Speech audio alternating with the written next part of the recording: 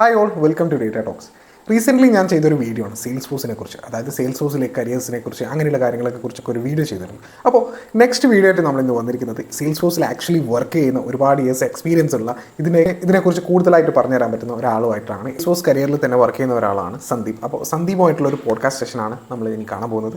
അപ്പോൾ നമ്മൾ എല്ലാ കാര്യങ്ങളും ഇതിൽ ഡിസ്കസ് ചെയ്യുന്നുണ്ട്. ഒരു ഫ്രഷറിന് എങ്ങനെ ഇതിലേക്ക് എത്താം, അതുപോലെ തന്നെ എന്തൊക്കെ കാര്യങ്ങളാണ് പഠിക്കേണ്ടത്, എന്തൊക്കെ സർട്ടിഫിക്കേഷൻസ് ആണ് ഇതിന് വേണ്ടത്, ഇങ്ങനെയുള്ള കാര്യങ്ങളൊക്കെ ഞാൻ ഈ ഒരു പോഡ്കാസ്റ്റിൽ ചർച്ച ചെയ്യുന്നുണ്ട്. അപ്പോൾ തീർച്ചയായും നിങ്ങളിതൊന്ന് കണ്ടുവെക്കുക. കരിയർ സ്വിച്ച് ചെയ്യാൻ, അതുപോലെ തന്നെ കരിയർ ഗ്യാപ്പൊക്കെ വന്നിട്ടുള്ള ആൾക്കാർക്ക് ഇത് ഏറ്റവും ബെറ്ററാണ്. ഐ ടിയിലേക്ക് സ്വിച്ച് ചെയ്യാൻ ആഗ്രഹിക്കുന്ന, അല്ലെങ്കിൽ എന്തെങ്കിലുമൊക്കെ പഠിച്ച് ഒരു മാറ്റം വരണം എന്ന് ആഗ്രഹിക്കുന്നവർക്ക് പറ്റിയൊരു വീഡിയോ ആണ് ഈ ഒരു പോഡ്കാസ്റ്റ് സെഷൻ. നിങ്ങളെല്ലാവരും ഒന്ന് കണ്ടുവെക്കുക. അപ്പോൾ ലെറ്റ്സ് ഗെറ്റ് സ്റ്റാർട്ടഡ്.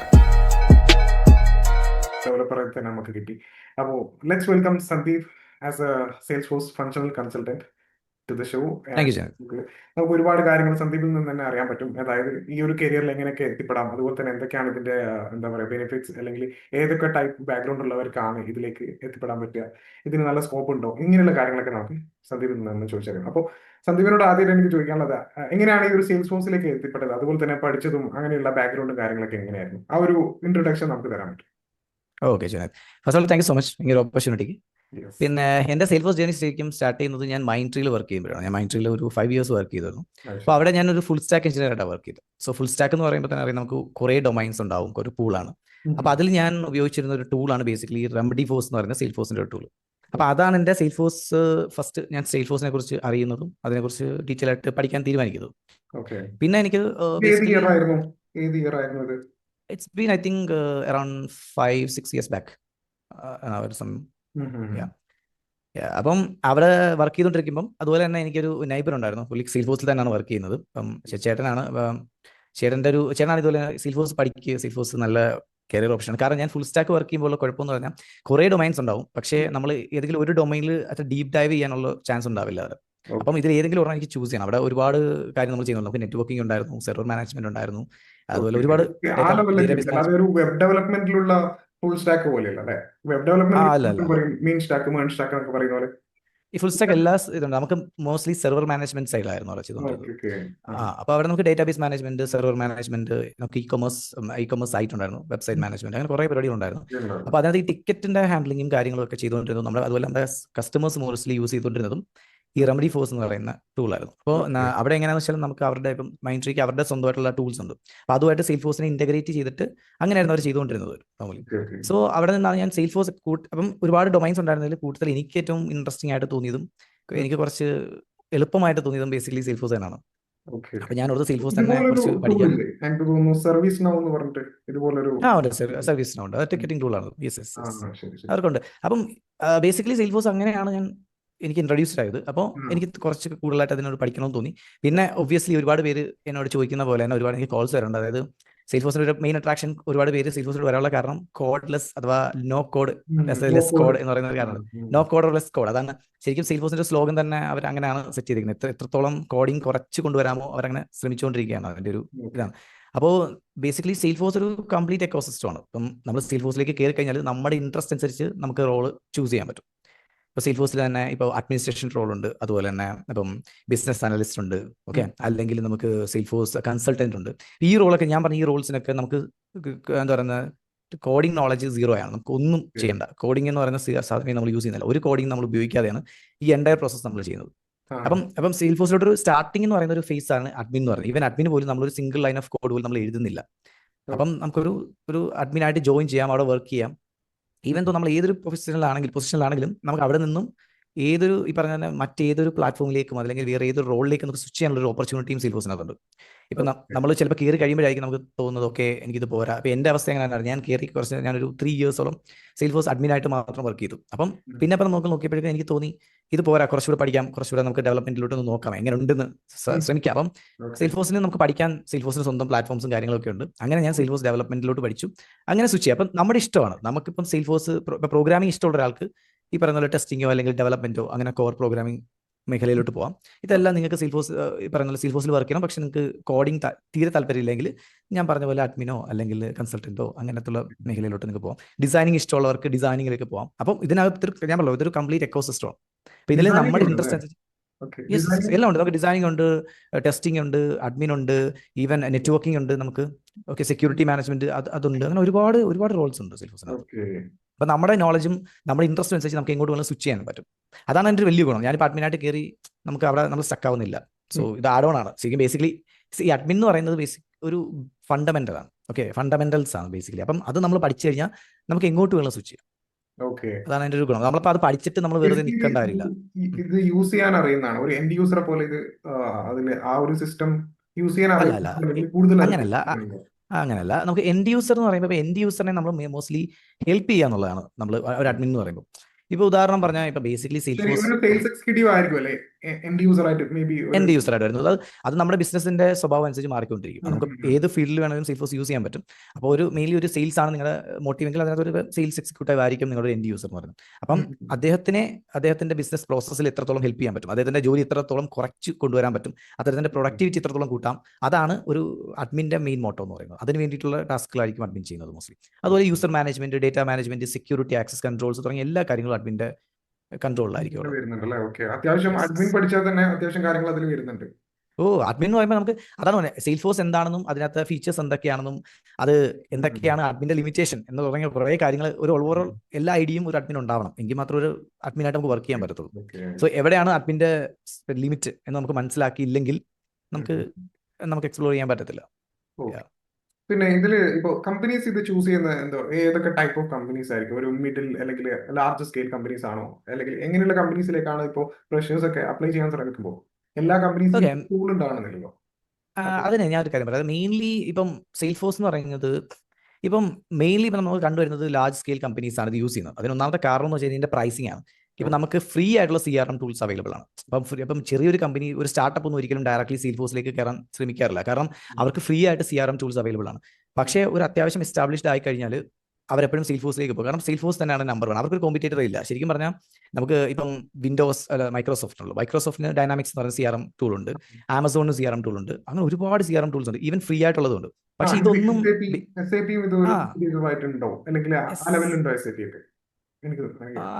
ലെവലിലാണ്. നമുക്ക് അങ്ങനെ അതൊരു കംപ്ലീറ്റ് CRM ടൂളായിട്ട് നമുക്ക് പറയാൻ പറ്റത്തില്ലല്ലോ. സോ ഒരു ബേസിക് ഒരു CRM ടൂൾ എന്നൊരു പ്രോപ്പർ CRM ടൂളായിട്ട് പറയുമ്പോൾ ശരിക്കും പറഞ്ഞാൽ സെയിൽഫോഴ്സിനോട് പോലെ അതുപോലൊരു ടൂൾ വേറെ ഇല്ല. അവർക്ക് കോമ്പറ്റേറ്റർ ഇല്ല. ആ ഒരു ലെവലിലാണ് ഇപ്പം സെയിൽഫോഴ്സ് നിൽക്കുന്നത്. അപ്പം ചെറിയ കമ്പനികൾ, ഈ പറഞ്ഞ പോലെ ഒരു സ്റ്റാർട്ടപ്സ് ഒന്നും ബേസിക്കലി സെയിൽഫോഴ്സ് തൊട്ട് വരില്ല. പക്ഷേ സെയിൽഫോഴ്സിന്റെ പ്രത്യേകത സെയിൽഫോഴ്സിന്റെ സ്കെയിലബിലിറ്റിയാണ്. ഇപ്പോൾ പറയുന്ന പോലെ നമ്മൾ ചായക്കട ഇടുവാണെങ്കിലും ആ ചായക്കടയിൽ നമുക്ക് സെയിൽഫോഴ്സ് ഉപയോഗിക്കാം എന്നുള്ളതാണ്. പക്ഷേ പ്രശ്നം എന്ന് പറഞ്ഞാൽ നമുക്ക് അത്രത്തോളം റവന്യൂ അതിൽ നിന്ന് ഉണ്ടായാൽ മാത്രമേ നമുക്ക് ഇത് നമ്മൾ പർച്ചേസ് ചെയ്യുന്നതല്ല, വൺ ടൈം പർച്ചേസ് അല്ല, നമ്മളിത് സബ്സ്ക്രിപ്ഷനാണ് ചെയ്യുന്നത്. അപ്പം ഇയർലി ഓർ മന്ത്ലി നമുക്കിത് സബ്സ്ക്രൈബ് ചെയ്യാൻ പറ്റണം. അപ്പം ആ ഒരു പ്രൈസ് നമ്മുടെ എത്രത്തോളം ആർക്കൊക്കെ അഫോർഡ് ചെയ്യാൻ പറ്റും എന്നുള്ളതാണ് ഒരു പ്രശ്നം. കാരണം ഇത് അത്രയും ഫീച്ചർ റിച്ച് ആണ്. ഒരുപാട് കാര്യങ്ങൾ നമുക്ക് ചെയ്യാൻ പറ്റും. നമുക്ക് എന്തും ചെയ്യാൻ പറ്റും. അതുപോലെ നമുക്ക് വേറെ ഏത് ടെക്നോളജി ആയിട്ട് നമുക്ക് ഇതിനെ ഇന്റഗ്രേറ്റ് ചെയ്യാൻ പറ്റും. നമ്മുടെ ഇഷ്ടത്തിനനുസരിച്ച് എൻറ്റയർ കസ്റ്റമൈസേഷൻ പോസിബിൾ ആണ്. സോ അതുപോലെ തന്നെ ഇപ്പോൾ ലേറ്റസ്റ്റ് AI കാര്യങ്ങളും എല്ലാം അവർ കൊണ്ടുവരുന്നുണ്ട്. So they are going with trend. അപ്പോൾ അതുകൊണ്ട് തന്നെ സെയിൽഫോഴ്സ് അത്രത്തോളം. പക്ഷേ അഫോർഡബിലിറ്റിയുടെ കേസ് വരുമ്പോൾ സെയിൽഫോഴ്സിനേക്കാൾ അഫോർഡബിൾ ആയിട്ടുള്ള മറ്റ് CRMs ഉണ്ട് എന്നുള്ളതാണ് സത്യം. പക്ഷേ ഒരുപാട് CRMs ഉണ്ട്. പക്ഷെ ഞാൻ പറഞ്ഞു ഇതൊന്നും നമുക്ക് സെയിൽഫോഴ്സ് നമ്മളൊരു അതിന്റെ ഒരു ഗ്രാഫ് നിങ്ങൾ നോക്കിയാൽ തന്നെ സെയിൽഫോഴ്സിന്റെ അടുത്തെങ്ങും ഇതൊന്നും ഇല്ല എന്നുള്ളതാണ്.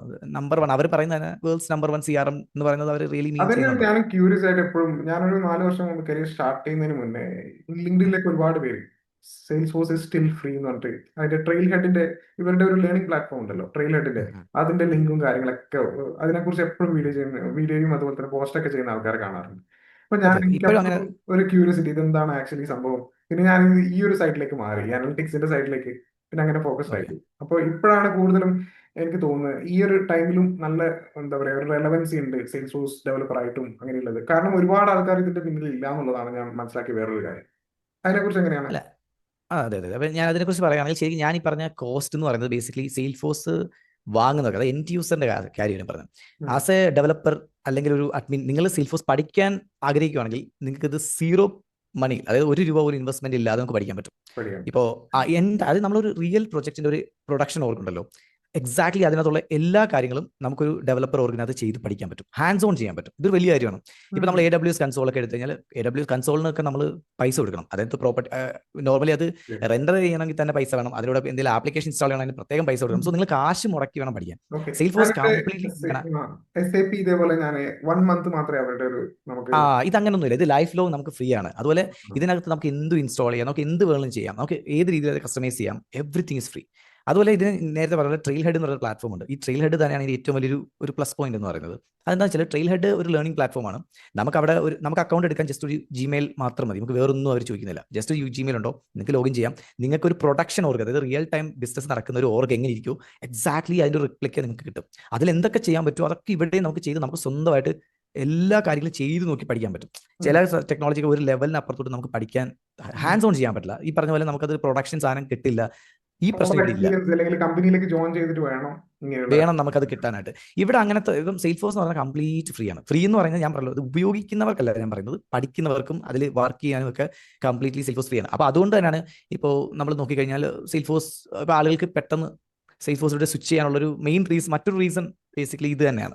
ഇപ്പം എനിക്ക് തോന്നുന്നു രണ്ടാമത്തെ ചോദ്യം വെച്ചാൽ ഇപ്പോൾ എനിക്ക് ഒരു 5-6 വർഷം മുമ്പ് ഇന്ത്യയിൽ അങ്ങനെ അധികം സെയിൽഫോഴ്സിനെ കുറിച്ച് ആൾക്കാർ സംസാരിച്ച് കേൾക്കാറില്ല. ഇപ്പോൾ ഒരു റീസെന്റ് ആയിട്ടാണ് ഇത് വന്നിരിക്കുന്നത്. ഇതിന് കാരണം ഈ പറഞ്ഞ തന്നെയാണ്. ഒന്നാമത് ഈ പാൻഡമിക് ഒക്കെ ആയി കഴിഞ്ഞപ്പോൾ നമ്മുടെ ഇന്ത്യയിൽ അങ്ങനെ അധികം CRM ടൂൾസ് അങ്ങനെ ഉപയോഗിക്കാറില്ല. നോർമൽ കമ്പനീസ് ഒന്നും അത്രത്തോളം ഇൻട്രസ്റ്റഡ് അല്ലായിരുന്നു.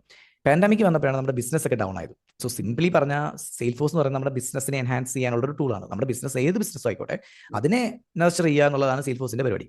അപ്പം പാൻഡമിക് വന്നപ്പം ബിസിനസ് ഒക്കെ ഡൗൺ ആയി. അപ്പം നമുക്കൊരു ഇതിൻ്റെ ഒരു ആവശ്യകത ആളുകൾക്ക് മനസ്സിലാക്കുകയും ഇതിൻ്റെ ഒരു ഓപ്പർച്യൂണിറ്റി അങ്ങനെയാണ് കൂടിയത്.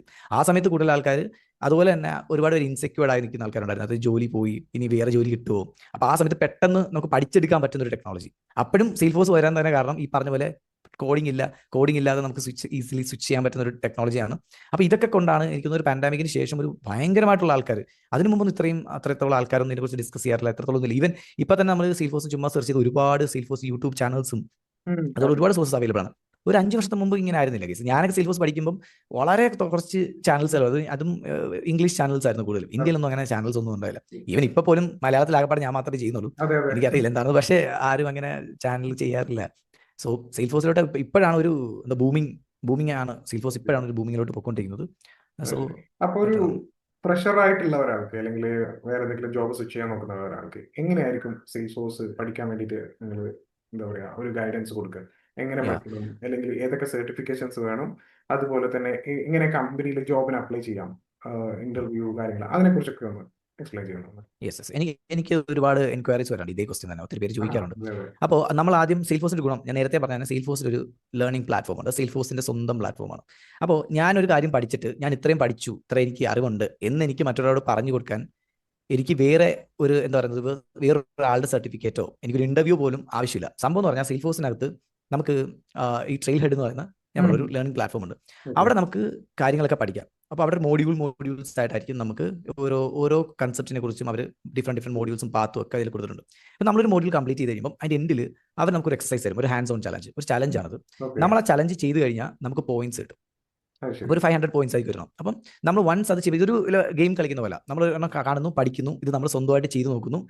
അത് കഴിയുമ്പം അവർ നമുക്കൊരു ചലഞ്ച് തരുന്നു. ആ ചലഞ്ച് നമ്മൾ കംപ്ലീറ്റ് ചെയ്ത് കഴിയുമ്പോൾ നമുക്കൊരു പോയിന്റ് കിട്ടും. അപ്പം നമുക്കിത് കൂടുതൽ പോയിന്റ്സ് കിട്ടാൻ തോന്നും. അപ്പം ഇങ്ങനെ പോയിന്റ്സുകൾ കൂടുന്നതനുസരിച്ച് നമ്മുടെ റാങ്ക് കൂടിക്കൊണ്ടിരിക്കും. നമുക്ക് ബാഡ്ജസ് ഉണ്ടാവും, അവിടെ നമ്മൾ ബാഡ്ജസ് ആഡ് ചെയ്തുകൊണ്ടിരിക്കാൻ പറ്റും. ഇതിൻ്റെ ഗുണം നമ്മൾ ഇപ്പോൾ ഫ്രഷേഴ്സ് ആണെങ്കിൽ ഈസിലി അവർ ഒരു ഇന്റർവ്യൂവിന് പോകുമ്പോൾ നമ്മുടെ റെസ്യൂമെയിൽ നമ്മൾ ഈ പോയിന്റ്സും എത്ര പോയിന്റ്സ് ഉണ്ട്, കാരണം അത് ഒഫീഷ്യലാണ് അവരുടെ. ഈവൻ തോ നമ്മളൊരു ഇന്റർവ്യൂവിന് പോകുകയാണെങ്കിൽ തന്നെ അവർ ആദ്യം നമ്മുടെ അടുത്ത് ചോദിക്കുന്നത്, ഇപ്പം നമ്മൾ പറഞ്ഞില്ലെങ്കിൽ ഡയറക്റ്റ് അവർ നമ്മുടെ അടുത്ത് ചോദിക്കും നിങ്ങൾക്ക് എത്ര പോയിന്റ്സ് ഉണ്ട്, അതായത് ട്രെയിൽ ഹെഡിൽ നിങ്ങൾ എത്ര പോയിന്റ് ഉണ്ട്, നിങ്ങൾ ഏത് ലെവലിലാണ് നിൽക്കുന്നത്, നിങ്ങളുടെ ബാഡ്ജസ് എത്ര ഉണ്ട്, നിങ്ങൾ എത്ര സൂപ്പർ ബാഡ്ജ് എടുത്തിട്ടുണ്ട്, നിങ്ങൾക്ക് എത്ര സർട്ടിഫിക്കറ്റ് എടുത്തിട്ടുണ്ട്. ഇതിൻ്റെ ഒരു ഗുണവും പ്ലസ് മൈനസ് ഞാൻ പറയാം. പ്ലസ് എന്ന് പറയുന്നത് നമ്മൾ ഒറ്റയടിക്ക് അവർ ജഡ്ജ് ചെയ്ത് കളയും. അതായത് ഇത്ര പോയിന്റ് നിങ്ങൾക്കുണ്ട്, നിങ്ങൾക്കൊരു 20,000 പോയിന്റിൽ താഴെയാണെങ്കിൽ അറിയാമോ ഇവൻ എത്രത്തോളം ഒന്നും പഠിച്ചിട്ടില്ല, ഇവൻ എത്രത്തോളം നോക്കിയിട്ടില്ല എന്ന് അവർ ജഡ്ജ് ചെയ്യും. പക്ഷേ ഒരു 50 അല്ല 60 70 80,000 അത് 1,00,000 പോയിന്റ് എന്നൊക്കെ പറയുമ്പോൾ ഇവൻ അത്യാവശ്യം പണി അറിയാം, ഇവൻ എന്തൊക്കെയോ ചെയ്തിട്ടുണ്ട്. അതാണ് ഞാൻ പറയുന്നത്, നമുക്ക് ഹാൻഡ്സ് ഓൺ നമ്മൾ കമ്പനിയിൽ വർക്ക് ചെയ്തിട്ടുണ്ടോ എന്നുള്ള ഇല്ലെങ്കിലും നമുക്ക് എക്സാക്ട് സാധനം തന്നെയാണ് നമ്മൾ ഇവിടെ ചെയ്യുന്നത്. നമ്മൾക്ക് അത്രയും കോംപ്ലക്സിറ്റിയും അത്രയും കാര്യങ്ങളും ഇതിനകത്തുണ്ട്. അപ്പൊ ആ അപ്പം ഒരു എക്സ്പീരിയൻസ് ഇല്ല എന്ന് പറയുന്ന ആ ഒരു പരിപാടി ഇല്ല. നമ്മൾ കംപ്ലീറ്റ്ലി ബ്ലാങ്ക് ആയിട്ടൊന്നും അല്ല പോകുന്നത്. നമ്മളൊരു കമ്പനി ചെല്ലുമ്പോൾ അവിടെ ചെയ്യുന്ന അതേ പ്രോസസ്സും അതിന്റെ ആ ഒരു കോമ്പറ്റീഷൻ എല്ലാം തന്നെ നമ്മൾ ട്രെയിൽ ഹെഡിൽ ചെയ്ത് തെളിഞ്ഞിട്ടാണ് നമ്മൾ പോകുന്നത്. സോ കംപ്ലീറ്റ്ലി പറഞ്ഞത് നമ്മൾ ബുക്ക് വായിച്ച് പഠിച്ചിട്ട് പോയി ജോലി ചെയ്യുന്നതും ലിറ്ററലി ഇത് ചെയ്തിട്ട് പോകുന്നത് തമ്മിലുള്ള ആ ഒരു ഡിഫറൻസ് നമുക്ക് അവിടെ ഫീൽ ചെയ്യാൻ പറ്റും. അതുകൊണ്ട് തന്നെ അതുമാണ് സെയിൽഫോഴ്സിന് ട്രെയിൽ ഹെഡ് ഉണ്ട്. ട്രെയിൽ ഹെഡിൽ നമുക്കിപ്പം അവിടെ ഓരോരോ നമ്മൾ ഫസ്റ്റ് നമുക്ക് സ്കോട്ട് എന്ന് പറയുന്ന ഒരു ബാഡ്ജ് ആയിരിക്കും നമുക്ക് തരുന്നത്. സ്കോട്ട് എന്ന് പറയുമ്പോൾ നമുക്ക് 0 ബാഡ്ജസ് 0 പോയിന്റ്സ് ഒന്നുമില്ല. പിന്നെ നമ്മൾ ഇത്ര ബാഡ്ജസ് ഇത്ര പോയിന്റ്സ് ഇപ്പോൾ ഒരു 100 പോയിന്റ് അല്ലെങ്കിൽ 200 I think 200 points and 5 badges ഒക്കെ എടുക്കുമ്പോൾ നമ്മൾ അടുത്ത ലെവലിലേക്ക് എത്തും. നമ്മൾ അവിടുന്ന് ഹൈക്കർ ആവും, മൗണ്ടനർ ആവും, എക്സ്പ്ലോറർ ആവും, എക്സ്പെഡിറ്റർ ആവും. പിന്നെ അങ്ങനെ നമ്മുടെ ബാഡ്ജ് ഇങ്ങനെ കൂടിക്കൊണ്ടിരിക്കും. അപ്പോൾ നമ്മുടെ ബാഡ്ജ് കാണുമ്പോൾ തന്നെ നമുക്കറിയാം ഓക്കെ ഇവൻ ഇത്രത്തോളം എത്തിയിട്ടുണ്ട്. അതുപോലെ നമുക്ക് പോയിന്റ്സ് ഉണ്ട്. ഓക്കെ, അപ്പൊ ഇതിന്റെ ഗുണം ഞാൻ നേരത്തെ പറഞ്ഞ പോലെ ഇപ്പോൾ നിങ്ങൾക്കൊരു ഇപ്പം ഒരുപാട് പേരോട് ഞാൻ പറയുന്നുണ്ട്, ഇപ്പം ഈ കോളേജ് കഴിഞ്ഞിട്ടൊരു വലിയ ഗ്യാപ്പ് ഒക്കെ ഉള്ള ആൾക്കാരുണ്ടാവും. അവർ വീണ്ടും അല്ലെങ്കിൽ നോൺ IT വർക്ക് ചെയ്യുന്ന ആൾക്കാരുണ്ടാവും. അവർ എഞ്ചിനീയറിംഗോ അല്ലെങ്കിൽ എന്തെങ്കിലും ഒരു ടെക്നിക്കൽ കോഴ്സ് പഠിച്ചിട്ട് പക്ഷെ അവർക്ക് എന്താ പറയുന്നത് അൺഫോർച്ചുനേറ്റ്ലി അവർക്ക് IT വരാൻ പറ്റില്ല. അവർ വേറെ ഏതെങ്കിലും ഒരു പ്രൊഫഷനിലായിരിക്കും വർക്ക് ചെയ്തുകൊണ്ടിരിക്കുന്നത്. ഇവരെങ്ങനെ സെയിൽഫോഴ്സിലോട്ട് വരുന്നു വെച്ചാൽ സെയിൽഫോഴ്സിലോട്ട് വരാൻ അവർക്ക് കുറച്ചുകൂടി എളുപ്പമാണ്. കാരണം അവർക്ക് ഷോക്കേസ് ചെയ്യാൻ ഒരു പ്ലാറ്റ്ഫോം ഉണ്ട്. അവർക്കിത് പഠിക്കാം. അവർ പഠിച്ച് അവർക്ക് ഇവിടെ നമുക്ക് ഞാൻ പറയാം സർട്ടിഫിക്കേഷൻസ് ഉണ്ട്. സർട്ടിഫിക്കേഷൻ പെയ്ഡ് ആണ്, നമ്മൾ കാശ് കൊടുത്ത് സർട്ടിഫിക്കറ്റ് എടുക്കണം. പക്ഷേ സർട്ടിഫിക്കേഷൻ നമ്മൾ പഠിക്കണം. നമ്മൾ എത്ര സർട്ടിഫിക്കറ്റ് എടുക്കുന്നു. സോ ഞാൻ സർട്ടിഫിക്കറ്റ് എടുക്കുന്നു, ഞാൻ ബാഡ്ജസ് എടുക്കുന്നു. സൂപ്പർ ബാഡ്ജസ് ഉണ്ട്. സൂപ്പർ ബാഡ്ജ് എന്ന് പറയുമ്പോൾ നമ്മൾ തിയററ്റിക്കലി എന്താണോ എഴുതുന്നത് അതാണ് എക്സാം ഫുള്ള് തിയറി ആയിരിക്കും. ഓക്കെ, പഠിച്ചിട്ട് നമ്മൾ അതിന്റെ കൺസെപ്റ്റ് മനസ്സിലാക്കിയാൽ മാത്രമേ നമുക്ക് ജയിക്കാൻ പറ്റത്തുള്ളൂ. ഇനി ഇതിന്റെ ഒരു പ്രാക്ടിക്കൽ വേർഷൻ ഉണ്ട്. നമ്മൾ കോളേജ് പഠിക്കുമ്പോൾ പ്രാക്ടിക്കൽ ഉണ്ടാവും, തിയറി ഉണ്ടാവും. അപ്പോൾ ഈ പ്രാക്ടിക്കൽ വേർഷനാണ് സൂപ്പർ ബാഡ്ജസ് എന്ന് പറയുന്ന സംഭവം. അപ്പോൾ നമ്മൾ എത്ര സൂപ്പർ ബാഡ്ജസ് എടുക്കുന്നു അതനുസരിച്ച് അത്രത്തോളം നോളജ് നമുക്കുണ്ട്. അത് ഭയങ്കര കോംപ്ലിക്കേറ്റഡ് ഒരു വലിയ സിനാറിയോ ആയിരിക്കും തരുന്നത്. അപ്പോൾ നമ്മൾ അത് ഓരോന്നും നമ്മൾ കൺസെപ്റ്റ് അത് ഓട്ടോമാറ്റിക്കലി ചെക്ക് ചെയ്യും. നമ്മൾ ചെയ്യുന്ന എല്ലാം കറക്റ്റ് ആയിരിക്കണം. അവർ എക്സ്പെക്ട് ചെയ്യുന്ന അതേ ഔട്ട്പുട്ട് നമുക്ക് കിട്ടണം. ഒരു ഔട്ട്പുട്ട് ആയിരിക്കില്ല, മൾട്ടിപ്പിൾ എന്താ പറയുക ഒരു പാത്താണത്. ആ പാത്ത് നമ്മൾ ഫുള്ള് കംപ്ലീറ്റ് ചെയ്യണം. അവർ ഒരു 1 ബൈ 1 നമ്മൾ കംപ്ലീറ്റ് ചെയ്ത് കഴിയുമ്പോഴേ നമുക്കൊരു സൂപ്പർ ബാഡ്ജ് കിട്ടുന്നത്. അപ്പോൾ ഒരു സൂപ്പർ ബാഡ്ജ് എടുക്കുക എന്ന് പറയുമ്പോൾ അവൻ അത്രത്തോളം എഫേർട്ട് എടുത്തിട്ടുണ്ട്. അവൻ ഒരു ഐഡിയ ഉണ്ട്, ആ ഒരു കൺസെപ്റ്റിനെ കുറിച്ച് ഒരു കംപ്ലീറ്റ് ഐഡിയ ഉണ്ടാവണം. അപ്പോൾ ഇത് ഉള്ളത് കൊണ്ട് തന്നെ നമുക്ക് കുറച്ച് കോൺഫിഡൻസ് കിട്ടും. നമ്മൾ ഇന്റർവ്യൂവിന് പോകുമ്പോൾ നമുക്ക് ഒബ്വിയസ്ലി ഹാൻഡ്സ് ഓൺ ഇല്ലെങ്കിലും നമുക്ക് പറയാം നമ്മൾ ഈ സാധനം ചെയ്തിട്ടുണ്ട്, ഇതെന്താണ് ചെയ്യുന്നത്. ഈവൻ ഡെവലപ്മെന്റ് ആയാലും അഡ്മിൻ ആയാലും എല്ലാത്തിനും സംഭവം ഇതാണ്. സോ ഇതുകൊണ്ടൊരു ഗുണം എന്ന് പറഞ്ഞാൽ ഇതൊന്നും തെളിയിക്കേണ്ട ആവശ്യമില്ലല്ലേ. നമ്മളിപ്പോ മറ്റുള്ള റെസിപ്പിയിലൊക്കെ പോലെ ഒരുപാട് അങ്ങനെ ഇങ്ങനെയൊക്കെ ഒരുപാട് കാര്യങ്ങൾ ഞാൻ അത് ചെയ്ത് ഇത് ചെയ്ത് എനിക്ക് ഇതറിയാം ഇതൊന്നും പറയണ്ട. നമ്മൾ ഏതൊക്കെ ബാഡ്ജ് കംപ്ലീറ്റ് ചെയ്തു, എത്ര സൂപ്പർ ബാഡ്ജ് എടുത്തു, അപ്പൊ അറിയാൻ പറ്റും അവൻ ഏതൊക്കെ കംപ്ലീറ്റ് ചെയ്തിട്ടുണ്ട്, എത്ര സർട്ടിഫിക്കേഷൻസ് ഉണ്ട്. ഇതിന്റെ ഒരു വലിയ പ്രശ്നം ഇതാണ്, ഇപ്പൊ സർട്ടിഫിക്കറ്റ് ഇല്ലാത്തവർക്കും ബാഡ്ജസ് എടുക്കാൻ പറ്റാത്തവർക്കും ഒക്കെ പുറത്തോട്ട് പോകരുത്. സോ ഫസ്റ്റ് അതായത് ഒരു HR ഒരു ആപ്ലിക്കേഷൻ എടുക്കുമ്പോൾ ഒരു 1 അല്ലെങ്കിൽ 10 ഓപ്പണിംഗ് ആണ് കൂടി ഒരു ഓപ്പണിംഗ് ആയിരിക്കും. ആ ഓപ്പണിംഗിലേക്ക് ഇപ്പോൾ ഒരു 50 പേര് ഇടണമെങ്കിൽ ഫസ്റ്റ് ഒരു ക്രൈറ്റീരിയ ഇടും, എത്ര പേര് സർട്ടിഫൈഡ്. അപ്പോൾ അതിനകത്ത് തന്നെ ഒരു പകുതി പേര് റിമൂവ് ആയി, അപ്പോൾ സർട്ടിഫിക്കേഷൻ ഇല്ലാത്തവർക്കാവട്ടെ. പിന്നെ ഇതിനകത്ത് എത്ര പേര് പിന്നെ സൂപ്പർ ബാഡ്ജസ് എടുത്തിട്ടുണ്ട്, എത്ര പേർക്ക് എക്സ്പീരിയൻസ് ഉണ്ട്. അപ്പോൾ ഇങ്ങനെ ഫിൽറ്റർ ഔട്ട് വരും. അപ്പോൾ നമ്മുടെ ക്വാളിറ്റി അപ്പം നമ്മുടെ സോ ബേസിക്കലി എല്ലാ ഇൻഡസ്ട്രിയിൽ IT എവിടെ ആയാലും നമ്മൾ പഠിച്ചുകൊണ്ടേ ഇരിക്കണം എന്ന് പറയുന്ന പോലെ സെയിൽഫോഴ്സിൽ ഒബ്വിയസ്ലി നമ്മൾ പഠിച്ചുകൊണ്ടേ ഇരിക്കണം. നമ്മുടെ പോയിന്റ്സ് കൂടിക്കൊണ്ടിരിക്കണം. വൺസ് ഞാൻ ജോലി കിട്ടി ഞാൻ ഇനി മുതൽ പഠിത്തം നിർത്തുന്നു എന്ന് പറഞ്ഞാൽ നമ്മൾ ഉറപ്പായിട്ട് ഔട്ടായി പോകും. സോ നമ്മളിങ്ങനെ കണ്ടിന്യൂസ്ലി പഠിക്കാൻ റെഡി ആണെങ്കിൽ മാത്രമേ ഈ പറയുന്ന പോലെ ഞാൻ എൻ്റെ അടുത്ത് പറയുമ്പോഴും സെയിൽഫോഴ്സ് പഠിക്കാൻ വരുന്നവരോട് ഞാൻ പറയുന്ന ഒറ്റ കാര്യം ഇതാണ്, നിങ്ങൾ കണ്ടിന്യൂസ്ലി പഠിക്കാൻ റെഡിയാണോ എങ്കിൽ മാത്രമേ ഈ ഒരു ഫീൽഡിൽ എസ്പെഷ്യലി സെയിൽഫോഴ്സ് നിൽക്കാൻ പറ്റുള്ളൂ, ഇല്ലെങ്കിൽ നിങ്ങൾ ഔട്ടായി പോകും എന്നുള്ളതാണ്. പിന്നെ അപ്പൊ ഇതില് മെയിൻലായിട്ട് എന്താ പറയുക ഫ്രഷേഴ്സിന്റെ ഹയറിങ്സ് എങ്ങനെയാണ് വരാറ്? ഒരു ഓഫ് ക്യാമ്പസ് ഹയറിംഗ് സെയിൽസ്ഫോഴ്സ് ഡെവലപ്പറിനായിട്ടാണോ അല്ലെങ്കിൽ എന്തെങ്കിലും സെയിൽസ്ഫോഴ്സ് അഡ്മിനോ ചെറിയ റോള് 0 to 3 years അങ്ങനെയുള്ള ആ ലെവലിലാണോ ഇതിന്റെ എക്സ്പീരിയൻസ് വരാറ്? അത് ഡിപ്പെൻസ് ഓൺ കമ്പനീസ് ആണ്. ഇപ്പം നമ്മുടെ കമ്പനിയിലൊക്കെ നോർമലി ഇപ്പം ഓഫ് ക്യാമ്പസ് ആളുകൾ എടുക്കാറുണ്ട്. അപ്പം അതിലും ഒബ്വിയസ്ലി ഞാൻ നേരത്തെ പറഞ്ഞ അവർ നോളജ് ഡയറക്റ്റ് എടുക്കാറുണ്ട്. പക്ഷെ ഇതിനകത്ത് എപ്പോഴും നോളജ് ഒരു ഫാക്ടറാണ്. ഞാൻ പറഞ്ഞു ഇപ്പം ചിലർ എന്നോട് ചോദിക്കുകയാണ് ഇതിന്റെ ക്രൈറ്റീരിയ എന്താണ്, എന്ത് പഠിച്ചാൽ ഇത് പഠിക്കാം. അങ്ങനെ അതായത് സെയിൽഫോഴ്സ് ഇപ്പം ഞാൻ പറയാം സെയിൽഫോഴ്സ് ഡെവലപ്പർ അല്ലെങ്കിൽ സെയിൽഫോഴ്സ് അഡ്മിനിസ്ട്രേറ്റർ ആവാൻ വേണ്ടിയിട്ട് നിങ്ങൾക്ക് ഇപ്പോൾ ഒരു എഞ്ചിനീയറിംഗ് ഡിഗ്രി തന്നെ വേണമെന്നോ അല്ലെങ്കിൽ ഒരു അങ്ങനത്തെ എന്തെങ്കിലും ഒരു നിബന്ധന ഇല്ല ബേസിക്കലി. അതാണ് അതിന് ഒന്നാമത്തെ കാരണം. പിന്നെ ഉണ്ടെങ്കിൽ ഒബ്വിയസ്ലി നല്ലതാണ്. ഡിഗ്രി അവരെ എനി ഡിഗ്രിയാണ്. നിങ്ങൾ ഇപ്പം ഞാൻ പറയുന്നത് കേൾക്കണ്ട. ഇപ്പം ഞാൻ എപ്പോഴും ഇപ്പം ചിലർ എന്നോട് വെച്ചിട്ട് ചോദിക്കാറുണ്ട് എത്ര സാലറി എത്ര കിട്ടും, എത്ര റേഞ്ച്. സോ ബേസിക്കലി ഞാൻ പറയുന്നത് കേട്ടിട്ട് നിങ്ങൾ ഇത് പഠിക്കാൻ നോക്കേണ്ടതല്ല. നിങ്ങൾക്കിത് ഒബ്വിയസ്ലി ഏതെങ്കിലും ഒരു പിന്നെ ജോബ് പോർട്ടൽ സൈറ്റിലോ എവിടെയെങ്കിലും കയറി കഴിഞ്ഞാൽ നമുക്ക് കാണാൻ പറ്റും. അവിടെ നിങ്ങൾ കയറി നോക്കി കഴിഞ്ഞാൽ മതി. അവിടെ അവർ പിന്നെ ക്രൈറ്റീരിയക്കകത്ത് അവിടെ ഇങ്ങനെ എഞ്ചിനീയറിംഗിന്നോ കമ്പ്യൂട്ടർ സയൻസിന്നോ അങ്ങനെയൊന്നും വരുത്തില്ല. എനി ഡിഗ്രി ആയിരിക്കും മോസ്റ്റ്ലി ഒരു 80% നിങ്ങൾക്ക് എനി ഡിഗ്രി എന്ന് കാണാൻ പറ്റും. പക്ഷെ പിന്നെ മേലോട്ട് വരുമ്പോൾ നിങ്ങൾക്ക് ക്വാളിഫിക്കേഷൻസ് ആണ് വേണ്ടത്. നിങ്ങൾക്ക് ഈ പറഞ്ഞ പോലെ നിങ്ങൾക്ക് എത്ര സർട്ടിഫിക്കേഷൻസ് ഉണ്ട്, ഇത് സെയിൽഫോഴ്സിൽ നിങ്ങൾക്ക് എത്രത്തോളം നോളജ് ഉണ്ട് എന്നുള്ളതാണ് അവർ ഏറ്റവും കൂടുതൽ നോക്കുന്നത്. നിങ്ങളുടെ ബാക്ക്ഗ്രൗണ്ടും അതുപോലെ തന്നെ നിങ്ങളുടെ ഗ്യാപ്പും ഒന്നും അവർക്ക് പ്രശ്നമല്ല. അതുകൊണ്ടാണ് സെയിൽഫോഴ്സിലേക്ക് കൂടുതൽ ഈ വീട്ടമ്മമാർ കൂടുതലായിട്ട് വരാറുണ്ട്. അതായത് ഇപ്പോൾ കോളേജ് കഴിഞ്ഞിട്ട് കല്യാണം കഴിഞ്ഞിട്ട് ഗ്യാപ്പ് ഒക്കെ കഴിഞ്ഞിട്ട് ഒത്തിരി പേര് സെയിൽഫോഴ്സിലോട്ട് വരാറുണ്ട്. അതിന് കാരണം വെച്ചാൽ ആ ഗ്യാപ്പ് ഒന്നും അല്ല, അതിനുശേഷം അവർ എത്രത്തോളം പഠിക്കുന്നു, അവരെവിടാണ് നിൽക്കുന്നത്, ഇപ്പൊ അത് കറന്റ് അവർക്ക് എന്തായാലും എത്രത്തോളം നമുക്ക് നോളജ് കാണിച്ചു ഉണ്ട്. കൊടുക്കാൻ പറ്റുമല്ലോ ഈ ഒരു സ്കോറിംഗ്.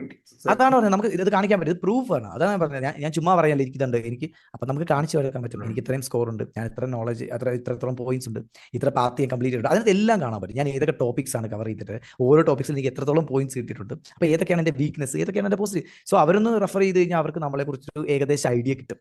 സോ ഇതുകൊണ്ട് തന്നെ നമ്മളൊരു ഇന്റർവ്യൂവിന് പോകണം, ഒബ്വിയസ്ലി അവർ ആദ്യം നമ്മുടെ അടുത്ത് നിങ്ങളുടെ പിന്നെ ട്രെയിൽ ഹെഡിന്റെ അക്കൗണ്ട് ഏതാണെന്ന് ചോദിക്കത്തുള്ളൂ. കാരണം വേറൊരു കാര്യം, ഈ സർട്ടിഫിക്കേഷനും നമ്മൾ നമ്മൾ എടുക്കുന്ന എല്ലാ സർട്ടിഫിക്കേഷൻ അവിടെ തന്നെയാണ്. നമുക്ക് പേപ്പറിലൊന്നും വരില്ല. സർട്ടിഫിക്കറ്റ് എന്ന് പറഞ്ഞ സാധനമൊന്നുമില്ല, പേപ്പറിൽ കൊണ്ട് നടക്കുന്ന കാര്യമോ ഹാർഡ് കോപ്പി ഒന്നുമില്ല. നമുക്ക് സർട്ടിഫിക്കറ്റ് എന്ന് പറഞ്ഞാൽ ഒന്നും വരില്ല. ആകെ ഒരു ഇമെയിൽ വരും, അതിനകത്ത് congratulation you won a certification എന്ന് പറഞ്ഞ ഇമെയിൽ വരും, ദാറ്റ്സ് ഇറ്റ്. അത് ഒഫീഷ്യലി ഒന്നുമില്ല. നമുക്ക് വരുന്ന സർട്ടിഫിക്കറ്റ് എന്താണെന്നുള്ളത് നമ്മുടെ ട്രെയിൽ ഹെഡിൽ തന്നെ ആഡ് ആവും, ഓട്ടോമാറ്റിക്കലി അവിടെ കാണും. അതിന്റെ എക്സ്പയറേഷൻ ഡേറ്റ് ആണ് 1 ഇയർ ആയിരിക്കും എക്സ്പയറേഷൻ ടൈം. ഒരു 1 ഇയർ കഴിയുമ്പോഴേക്കും നമുക്ക് അതിന് വീണ്ടും നമുക്കൊരു മോഡ്യൂൾസ് ഉണ്ട്, നമ്മളത് വീണ്ടും റിന്യൂ ചെയ്യണം, അപ്പോൾ അത് വീണ്ടും ആക്റ്റീവ് ആവും. സോ നമ്മുടെ അടുത്ത് അവർ ആകെ ചോദിക്കുന്ന എത്ര സർട്ടിഫിക്കറ്റ് ഉണ്ട്, എത്ര ആക്റ്റീവ് ആണ്, ദാറ്റ്സ് ഇറ്റ്. ഇതിന്റെ കുഴപ്പം അത് തന്നെയാണ്, നമ്മൾ ഒറ്റയടിക്ക് അവരെ ജഡ്ജ് ചെയ്ത് കളയും. ഒരു ഇന്റർവ്യൂവിന് വരുമ്പോൾ തന്നെ അവർക്ക് ആ റെസ്യൂമേക്കകത്ത് നമ്മുടെ ട്രെയിൽ ഹെഡ് കാണും, അവരതെടുത്ത് ഓൺലൈനിൽ ജസ്റ്റ് സെർച്ച് ചെയ്യുമ്പം അവരെ കുറിച്ചൊരു ബയോഡേറ്റ, എന്താ പറയുക, ഒരു പ്രൊഫൈൽ അവർക്ക് കിട്ടും. അപ്പൊ തന്നെ അവർക്ക് അറിയാം ഇവൻ ഇത്രത്തോളം എത്തി, ഇവൻ ഇത്രത്തോളം പഠിച്ചു. ഞാൻ മനസ്സിലാക്കിയിട്ട് ഈ ഒരു പ്രശ്നം എങ്ങനെയാന്ന് വെച്ചാല്, നമുക്ക് എന്ത് സർട്ടിഫിക്കറ്റ് ഉണ്ട്, ഈവൻ പവർ ബിയുടെ സർട്ടിഫിക്കേഷൻ ഉണ്ടെങ്കിൽ പോലും നമ്മൾ ചെയ്ത പവർ ബി ഡാഷ്ബോർഡും അതുപോലെ തന്നെ നമുക്ക് ഉള്ള അറിവും ഭയങ്കര ഡിപ്പെൻഡൻസ്. അതുകൊണ്ട് തന്നെ എല്ലാ കമ്പനീസ് ഒന്നും പവർ ബിയുടെ എന്താ പറയാ സർട്ടിഫിക്കേഷൻസ് കൊടുക്കാറില്ല, വാല്യൂ കൊടുക്കാറൊന്നുമില്ല. ബട്ട് ചില കമ്പനീസ് ചോദിക്കാറുണ്ട് പവർ ബി സർട്ടിഫിക്കേഷൻ. അതിപ്പോ നമുക്ക് അതിന്റെ എന്താ പറയാ അതിന്റെ ആൻസേഴ്സ് ഒക്കെ നെറ്റിൽ നിന്ന് പഠിച്ചിട്ട് എഴുതാൻ പറ്റും. നമുക്ക് സർട്ടിഫിക്കേഷൻ വേണമെങ്കിൽ കാണിക്കാം. പക്ഷെ ഇവിടെ എനിക്ക് തോന്നുന്നു നമ്മള് പഠിച്ച് അറിഞ്ഞ് തന്നെ കംപ്ലീറ്റ് ചെയ്യണം. അതെ. അതുപോലെ വേറൊരു കാര്യം വെച്ചാൽ, സെയിൽഫോഴ്സിന്റെ പ്രത്യേകത, സെയിൽഫോഴ്സ് സർട്ടിഫിക്കറ്റ് വേറൊരു കമ്പനിയും പ്രൊവൈഡ് ചെയ്യുന്നില്ല. സെയിൽഫോഴ്സിന്റെ സെയിൽഫോഴ്സ് സർട്ടിഫിക്കറ്റ് മാത്രമേ ഉള്ളൂ, ഒരു സർട്ടിഫിക്കറ്റ് ഉള്ളവർക്ക്. ഇപ്പോൾ ഒരുപാട് ടെക്നോളജി ഉണ്ട്. ഇപ്പോൾ നമുക്ക് പല കമ്പനീസിന്റെ സർട്ടിഫിക്കറ്റ് എടുക്കാം. ചിലരൊക്കെ ഇപ്പം അതും നല്ല എമൗണ്ട് കൊടുത്ത ആയിരിക്കും നമ്മൾ സർട്ടിഫിക്കറ്റ് എടുക്കുന്നത്. എടുത്ത് കഴിയുമ്പോൾ മനസ്സിലായി ഇതിനേക്കാൾ വാല്യൂ ഉള്ള വേറെ സർട്ടിഫിക്കറ്റ് ഉണ്ടായിരുന്നു, അത് എടുത്താൽ മതിയായിരുന്നു. ഈ ഒരു കൺഫ്യൂഷൻ ഇവിടെ ഇല്ല. ഇവിടെ സെയിൽഫോഴ്സ് സർട്ടിഫിക്കറ്റ് എന്ന് പറഞ്ഞാൽ ഒറ്റ സർട്ടിഫിക്കറ്റ് ആണ്. ഒറ്റ സർട്ടിഫിക്കറ്റ് വെച്ചാൽ ഒരുപാട് സർട്ടിഫിക്കറ്റുകളുണ്ട്, പക്ഷെ എല്ലാം പ്രൊവൈഡ് ചെയ്യുന്നത് സെയിൽഫോഴ്സ് തന്നെയാണ്. അപ്പം അതിന് വാല്യൂ ഉണ്ട്. വേറൊരു കാര്യം, അതിന് മാത്രമേ വാല്യൂ ഉള്ളൂ. ഇത് കാണുന്നവരോട് എനിക്ക് പറയാനുള്ളത്, ചില ഇൻസ്റ്റിറ്റ്യൂട്ടുകൾ നമ്മളെ വിളിച്ചിട്ട് പറയും നിങ്ങൾക്ക് ഞങ്ങൾ കംപ്ലീറ്റ് ചെയ്യണം, കോഴ്സ് കംപ്ലീറ്റ് ചെയ്ത് കഴിഞ്ഞാൽ കോഴ്സ് സർട്ടിഫിക്കറ്റ് കിട്ടും. ഒരു കാര്യം മനസ്സിലാക്കുക, നിങ്ങൾക്ക് എവിടുന്ന് കോഴ്സ് സർട്ടിഫിക്കറ്റ് തന്നാലും, ഇനി ഏത് ഇൻസ്റ്റിറ്റ്യൂട്ട് ആയാലും അതിന് ഒരു വാല്യൂ ഇല്ല, അതിന് 0 വാല്യൂ, അത് ആരും എടുക്കത്തില്ല. നിങ്ങളത് റെസ്യൂമിൽ ഇടുമ്പോൾ തന്നെ അത് ബാഡ് മാർക്കാണ്. അത് കാണുമ്പോൾ തന്നെ അറിയാം നിങ്ങൾക്ക് ഇതിനെക്കുറിച്ച് വലിയ ഐഡിയ ഇല്ല. സോ നിങ്ങൾക്ക് ആകെ ഒരൊറ്റ സർട്ടിഫിക്കറ്റ് ഉള്ളൂ, ദാറ്റ് സെയിൽസ് ഫോഴ്സ് സർട്ടിഫിക്കറ്റ്. നിങ്ങൾ സർട്ടിഫൈഡ് എന്ന് പറഞ്ഞാൽ നിങ്ങൾ സെയിൽസ് ഫോഴ്സ് സർട്ടിഫൈഡ് എന്നായിരിക്കും. നിങ്ങൾ സെയിൽസ് ഫോഴ്സ് സർട്ടിഫൈഡ് അല്ലെങ്കിൽ അത് റെസ്യൂമിൽ ആഡ് ചെയ്യാതിരിക്കുക. നിങ്ങളൊരു ഇൻസ്റ്റിറ്റ്യൂട്ടിൽ പോയി പഠിച്ചു എന്ന് പറഞ്ഞാൽ നല്ലതാണ്, നിങ്ങൾ ഇൻസ്റ്റിറ്റ്യൂട്ടിൽ പോയി പഠിച്ചോളൂ, പഠിച്ചിട്ട് അത്രേ ഉള്ളൂ, അത് അത്രയും ചെയ്താൽ മതി. ഒരിക്കലും ആ ഇൻസ്റ്റിറ്റ്യൂട്ടിൽ പോയി പഠിച്ചിട്ട് അവിടുന്ന് കിട്ടുന്ന സർട്ടിഫിക്കറ്റ് ഒക്കെ പലരും റെസ്യൂമിൽ ആഡ് ചെയ്യാറുണ്ട്, ഒരിക്കലും ആഡ് ചെയ്യാറില്ല. അങ്ങനെ അതെ അത്രേ ഉള്ളൂ, നമുക്കത് അണ്ടറിൽ പഠിക്കാം. പഠിക്കുമ്പോഴും ഞാൻ പറയും, പല ഇൻസ്റ്റിറ്റ്യൂട്ടിലും പലരും ഈ ട്രെയിൽ ഹെഡിനെ കുറിച്ച് കൂടുതലായിട്ട് പറയാറില്ല. അപ്പോൾ നമ്മൾ എന്ത് പഠിച്ചാലും, നിങ്ങൾ എവിടെ പോയി പഠിച്ചാലും, ഇപ്പൊ യൂട്യൂബിൽ ഇരുന്ന് വീഡിയോ കണ്ടിട്ട് പഠിക്കും, ഇപ്പൊ എന്റെ യൂട്യൂബിൽ വീഡിയോസ് കണ്ടിട്ട് പഠിക്കുന്നുണ്ട്. പക്ഷെ പഠിച്ചാൽ ഈ സാധനം ട്രെയിൽ ഹെഡിൽ പോയിട്ട് ചെയ്ത് അതിന്റെ പോയിന്റ്സ് വാങ്ങണം. നമ്മൾ ചെയ്ത് നമ്മൾ എന്താ ഒരു ഏണിംഗ് ആണത്, നമ്മൾ അത് ഏൺ ചെയ്യണം. ആ പോയിന്റ് ഏൺ ചെയ്താലേ നിങ്ങൾക്ക് അത് ഫ്യൂച്ചറിലേക്ക് ആവശ്യം. അല്ലെങ്കിൽ ഞാൻ പണ്ടത് പഠിച്ചായിരുന്നു എന്ന് പറഞ്ഞിട്ട് കാര്യമില്ല. അതാണ് സംഭവം. അപ്പം ഈ ഒരു സംഭവം നമ്മളെ ഡാറ്റ അനലിറ്റിക്സിൽ നോക്കുകയാണെങ്കിൽ ഒരുപാട് ഇൻസ്റ്റിറ്റ്യൂട്ട് ഇതേപോലെ സർട്ടിഫിക്കേഷൻ കൊടുക്കുന്നുണ്ട്. പക്ഷെ ആരും കമ്പനീസിന് മനസ്സിലാക്കാൻ പറ്റില്ല ഇത് പ്രോപ്പർ ആണോ അല്ലയോ. അവർ ഇന്റർവ്യൂ തന്നെ ചെയ്യും, അവരുടെ ടെക്നിക്കൽ സ്കില്ല് അസസ് ചെയ്യണം. പക്ഷെ ഈ ഒരു കേസിൽ എനിക്ക് തോന്നുന്നു പെട്ടെന്ന് നിങ്ങൾ ഈ ഒരു പ്രോപ്പർ ആയിട്ട് പഠിക്കുന്നുണ്ടെങ്കിൽ ജോബ് സ്വിച്ച് ചെയ്യാനും അങ്ങനെയുള്ള കാര്യത്തിലൊന്നും വലിയ എന്താ പറയുക ബുദ്ധിമുട്ടുണ്ടാവില്ല. ഞാൻ വേറെ കാര്യം പറയാം, സെയിൽഫോഴ്സിനെ ഏറ്റവും കൺസേൺ ചെയ്തിരുന്ന വേറൊരു കാര്യം ഇത് തന്നെയാണ്. അതായത് മറ്റ് ടെക്നോളജിയിൽ നിന്നും ആളുകൾ സെയിൽഫോഴ്സിലേക്ക് വരാൻ കുറച്ച് നാൾ മുമ്പ് കുറച്ച് പ്രശ്നമുണ്ട്. അതിന് ഒന്നാമത്തെ കാരണം എന്ന് പറഞ്ഞാൽ, സെയിൽഫോഴ്സ് പണ്ട് ഇപ്പോൾ ഡെവലപ്മെന്റിൽ ഞാൻ ഒരു ഉദാഹരണം പറയാം. ഇപ്പോൾ ഡെവലപ്മെന്റിൽ സെയിൽഫോഴ്സ് ഡെവലപ്മെന്റിന് വേണ്ടിയിട്ട് ഫ്രെയിം വർക്ക്സ് യൂസ് ചെയ്യുന്നുള്ളൂ. ഫ്രണ്ട് എൻഡ് അവർ യൂസ് ചെയ്തിരുന്നത് ഓറ കോമ്പണൻസ് എന്ന് പറയുന്ന ഒരു കോമ്പണന്റ് ആണ്, പണ്ടത്തെ ഒരു മെത്തഡോളജിയാണ്.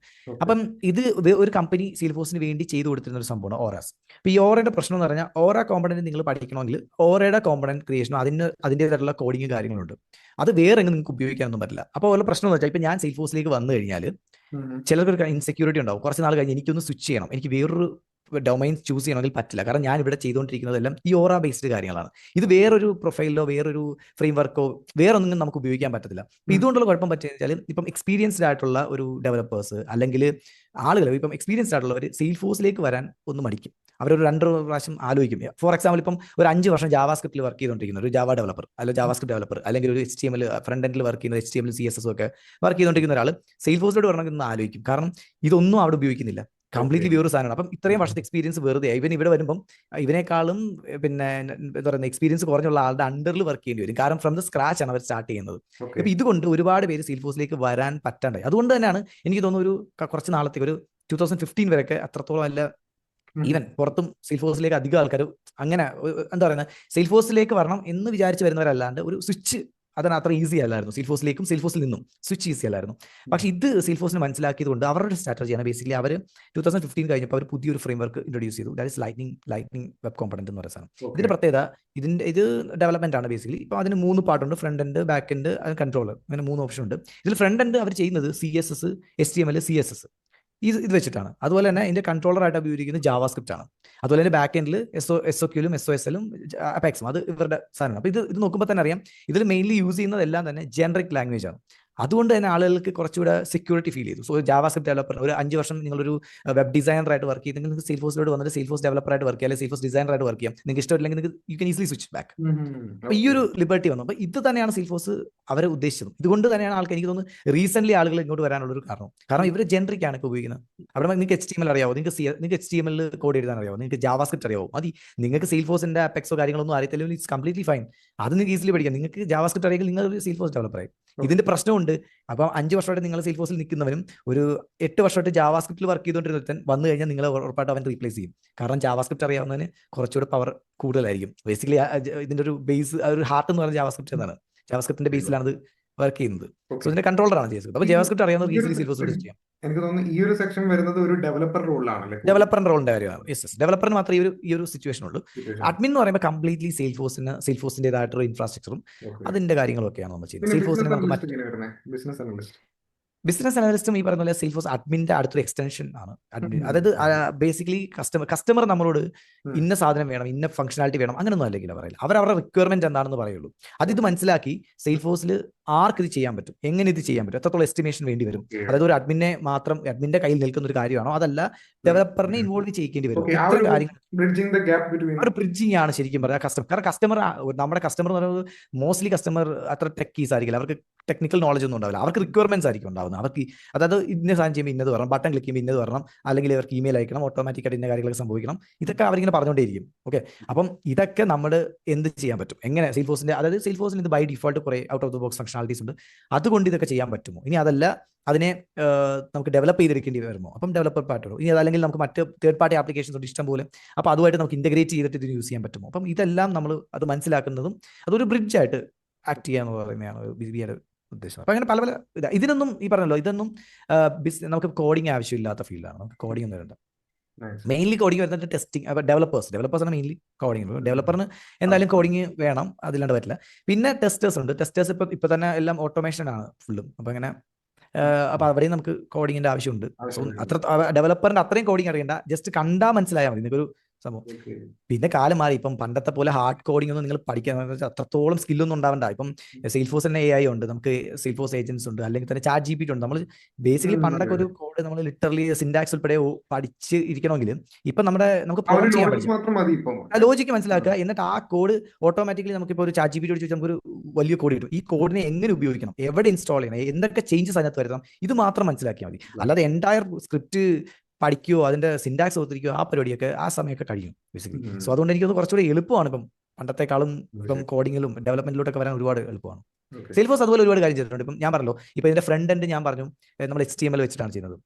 അപ്പോൾ നമുക്കൊരു ബട്ടൺ ക്രിയേറ്റ് ചെയ്യണമെങ്കിലും അല്ലെങ്കിൽ ഒരു ലേഔട്ട് ആഡ് ചെയ്യണമെങ്കിലും ഒക്കെ നമുക്ക് HTML വേണം. പക്ഷേ സെയിൽസ്ഫോഴ്സ് ഓൾറെഡി അതിന് വേണ്ടിയിട്ട് ഒരു ലൈബ്രറി തന്നെ ബിൽഡ് ചെയ്തിട്ടുണ്ട്. അതായത് സെയിൽസ്ഫോഴ്സിനുള്ളിൽ ഉപയോഗിക്കുന്ന എല്ലാ കോമ്പണൻസിന്റെയും സോഴ്സ് കോഡ് നിങ്ങൾക്ക് അവൈലബിൾ ആണ്. You just take it. അവിടെ നമ്മൾ എടുത്തിട്ട് കൊണ്ടുപോയി നിങ്ങളുടെ കോഡിൽ ഇടുക. നിങ്ങൾക്ക് എന്ത് ചേഞ്ചസ് വരുത്തണം അത് മാത്രം ചേഞ്ച് ചെയ്താൽ മതി. നിങ്ങൾ ഫ്രം ദ സ്ക്രാച്ച് ഒന്നും ഡിറൈവ് ചെയ്ത് ക്രിയേറ്റ് ചെയ്തെടുക്കേണ്ട കാര്യമില്ല. ആ സമയമൊക്കെ കഴിയും. അത് സെയിൽസ്ഫോഴ്സിന് തന്നെ ലൈറ്റിംഗ് പലതരം ഒരുപാട് ലൈബ്രറീസ് ഉണ്ട്. SLDS എന്ന് പറയുന്ന ലൈറ്റിംഗ് കോമ്പണന്റ് ലൈബ്രറീസ്, SLDS, അങ്ങനെ പല ലൈബ്രറീസ് ഉണ്ട്. അവിടെ പോവുക, നിങ്ങളുടെ ഫംഗ്ഷൻസ്, നിങ്ങളുടെ ലോജിക്സ്, അതുപോലെ നിങ്ങളുടെ കോമ്പണൻസ് എല്ലാത്തിൻ്റെയും സോഴ്സ് കോഡ് അവിടെ കിട്ടും. Just take it, put it, make the changes and execute it. That's it. അതാണ് കുറച്ചുകൂടി എളുപ്പമായി. കാലം മാറിയല്ലോ, അപ്പം കാര്യങ്ങൾ എളുപ്പമായിക്കൊണ്ടിരിക്കുന്നു. അപ്പോൾ ഒരുപാട് കാര്യങ്ങൾ നമുക്ക് പഠിക്കാൻ പറ്റി. നമ്മൾ ഈ ഒരു സെഷൻ ഒരു 40 മിനിറ്റ്സോളം ആയെന്ന് തോന്നുന്നു. അപ്പോൾ നമുക്ക് ഒരുപാട് കാര്യം ഇവിടെ എനിക്ക് ഒരു പുറത്തുനിന്നുള്ള ഒരു വ്യൂ മാത്രമേ ഉള്ളൂ. അതായത് സെയിൽസ്ഫോഴ്സ് എന്താണ്, ഇങ്ങനെയുള്ള ഒരു CRM ടൂളാണ് ഒരുപാട് പേര് ഉപയോഗിക്കുന്നുണ്ട്. ഞാൻ ഉപയോഗിച്ച് തന്നെ ഡൽഹിയിൽ വർക്ക് ചെയ്യുന്ന സമയത്ത് അവരുടെ സെയിൽസ് എക്സിക്യൂട്ടീവ്സ് ഒക്കെ യൂസ് ചെയ്യുന്നുണ്ട്. അപ്പോൾ അതിലോട്ട് റിപ്പോർട്ട്സ് കുറച്ച് ആഡ് ചെയ്യാനും അങ്ങനെയുള്ള കാര്യത്തിൽ മാത്രം. അപ്പോൾ ഇങ്ങനെ ഒരു കരിയർ ഉണ്ട്. ആ കരിയറിന് ഒരുപാട് പ്രൂഫിന്റെ ആവശ്യമില്ല. നിങ്ങൾ വർക്ക് ചെയ്തിട്ടുണ്ടെങ്കിൽ അത് കാണിക്കാൻ വലിയ ബുദ്ധിമുട്ടില്ല.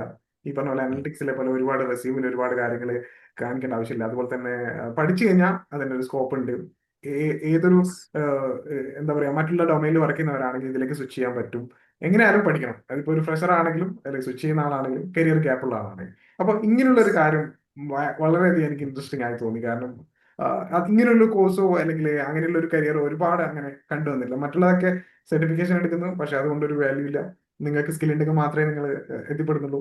പക്ഷെ ഇത് നിങ്ങൾ സ്കിൽ ഉണ്ടെങ്കിലും എഫേർട്ട് ഉണ്ടെങ്കിലും മാത്രമേ ഇതിൽ വരുന്നുള്ളൂ. നിങ്ങളുടെ എത്ര ആണ് നിങ്ങളുടെ വാല്യൂ എന്ന് അതിന്റെ സ്കോർ കാർഡിൽ കാണിക്കുമല്ലേ. Trial head. Yes yes. Skill വേണം. സ്കില്ല് ഇല്ലാണ്ട് പറ്റില്ല. നിങ്ങൾക്ക് സ്കില്ല് വേണം, പക്ഷെ നിങ്ങൾക്ക് സ്കിൽ ഷോക്കേസ് ചെയ്യാൻ ഒരു സ്ഥലമുണ്ട് എന്നുള്ളതാണ് എൻ്റെ അതെ വലിയ അതെ, പ്ലസ് ശരി. പോയിന്റ്.